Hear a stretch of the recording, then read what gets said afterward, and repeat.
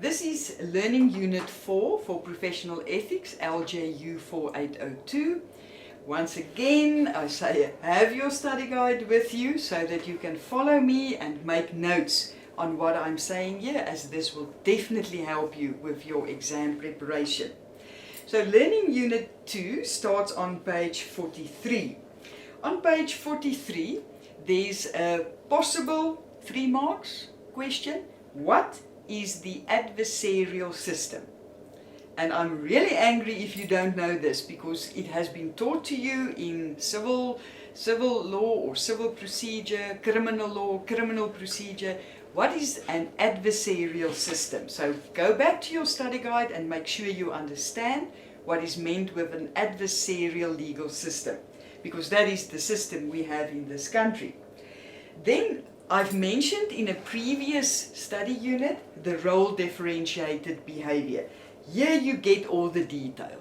And this can be a question of 10, sometimes 20 marks. So you will have to go through it and underline and make sure that you can answer a question of 20 marks. Then you're very safe if I only ask it for 10 marks on the role differentiated behavior. First of all, explain to me what it is. Explain to me that it means you are like an actor on a stage, you play a role in court, and you are a different person on the outside. But then I want you to go further and give me what Markovic is saying about that. Can it work? Can it not work? So all that detail you will find on page 45. And then if you go to page 46, then there's Wasserstrom. And Wasserstrom has a critique towards this kind of attitude, because then he says you become like a hired gun. So make sure on these 2 pages that you can answer a question for be prepared for 20, it can be 10. But this is quite important, because I want to teach you to think about this. Are you comfortable to be a different person in court than a person outside? Is it possible? Are you who you are, and shouldn't you just be who you are? Or does the profession require a different role to play in court? So this is important to show to you, because you are all going into practice one day. What kind of a person are you going to be? Are you going to be the bad person in court, the nice person outside, or are you just who you are? So this is quite important. As I say, be prepared for 20. When it is then only ask for 10, then you are more than covered. Okay, then on page 47, possible alternatives for the dominant approach. You can read that. I refer there a lot to Monyongane and the African way. It is interesting. Go through it, read it, and make sure that you understand it. But in this part, we get more to the shorter kind of questions. And you will notice that in every paper, we have one question with sub-questions. And they count 3, 5, 8, 6.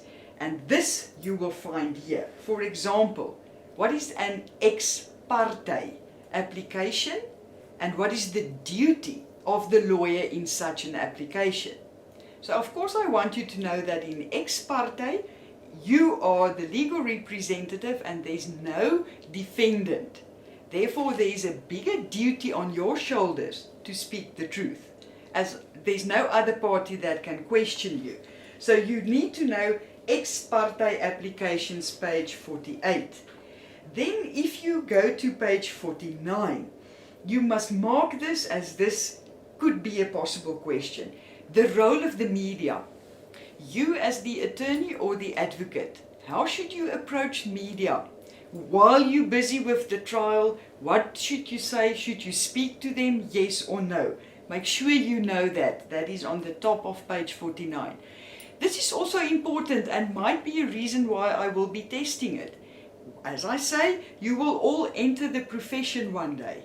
And then you need to know, are you allowed to speak to the media? Under what circumstances?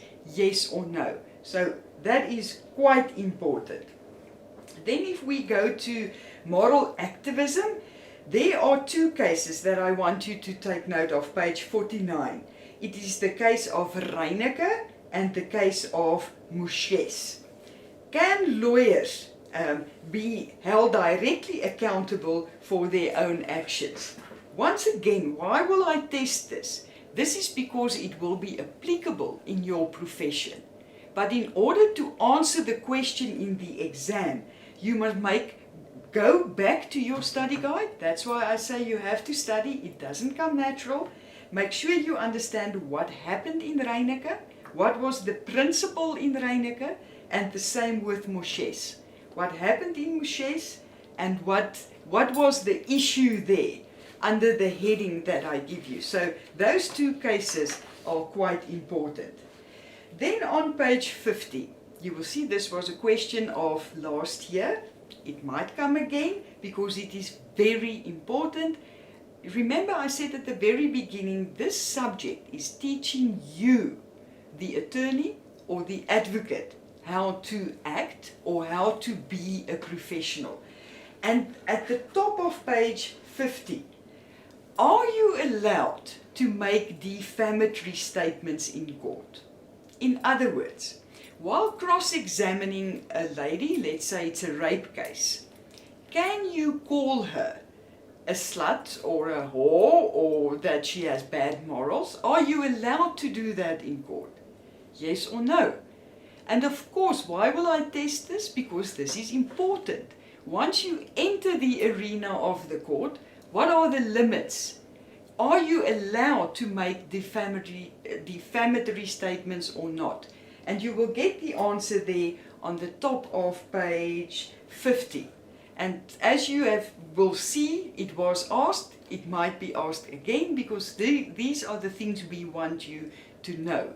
So go, underline, see that you can give me 5 things for a question of a possible 5 marks. Okay, this was a very short learning unit, and as I've said, focus on the shorter questions, know the facts. It doesn't come naturally, you have to study, and then you will be well off. You have to click on the next link for the last study unit.